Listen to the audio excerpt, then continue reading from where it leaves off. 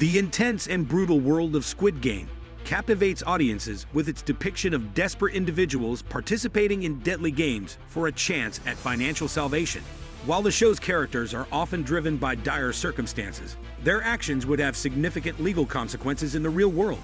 This video explores the potential charges that various Squid Game characters would face if brought to justice. Seong Gae-hun, player 456.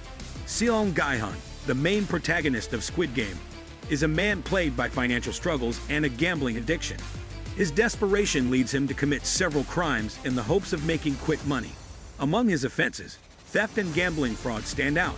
Seong Gae-hun steals from his own mother, taking her hard-earned money to fuel his gambling habits.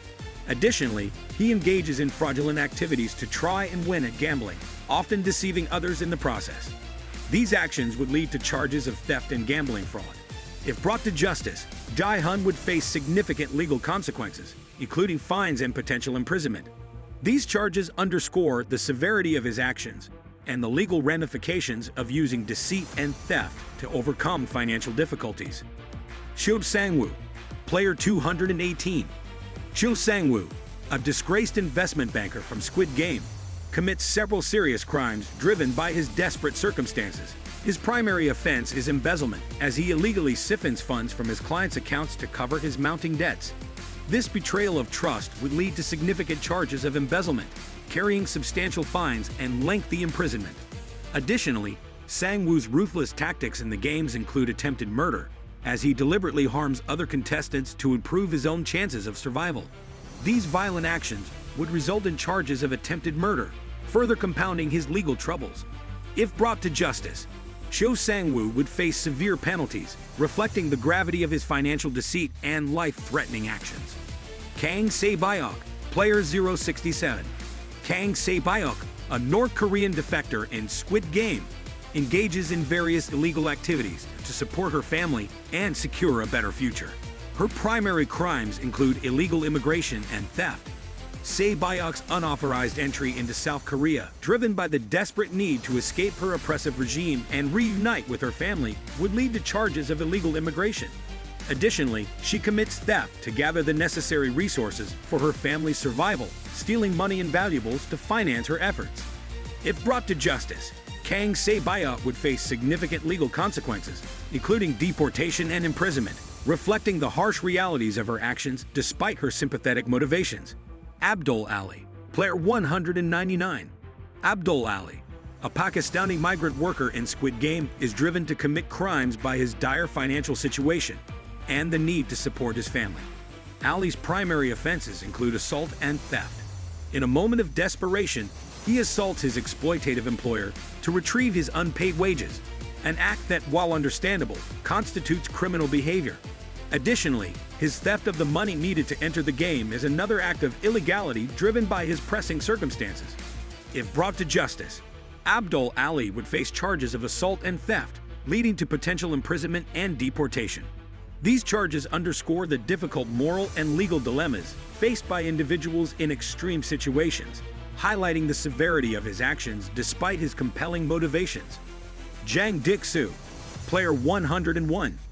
Jang Dik-soo, a gangster and one of the most ruthless participants in Squid Game, is involved in numerous criminal activities, both inside and outside the deadly competition. His primary offenses include organized crime, murder, and extortion. As a gang leader, Dik-soo is deeply involved in violent criminal enterprises, including drug trafficking and loan sharking. His brutal nature is further demonstrated during the games, where he commits multiple murders to ensure his survival. Dik-soo's willingness to kill without hesitation and his involvement in criminal organizations would lead to charges of organized crime, multiple counts of murder, and extortion. If brought to justice, Jang Dik-soo would face severe legal consequences, including life imprisonment or the death penalty, reflecting the gravity of his violent and predatory actions. Han Mi-neo, player 212. Han Mi-neo, a manipulative and cunning participant in Squid Game, uses deceit and exploitation to advance her position. Her primary crimes include fraud and blackmail. Throughout the games, Mi-neo frequently lies about her abilities and intentions to gain the trust and assistance of other players, thereby engaging in fraudulent behavior.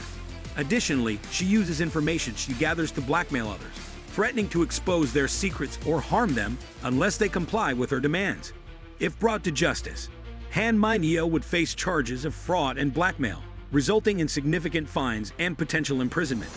These charges underscore the manipulative and unethical tactics she employs to survive and get ahead in the deadly competition.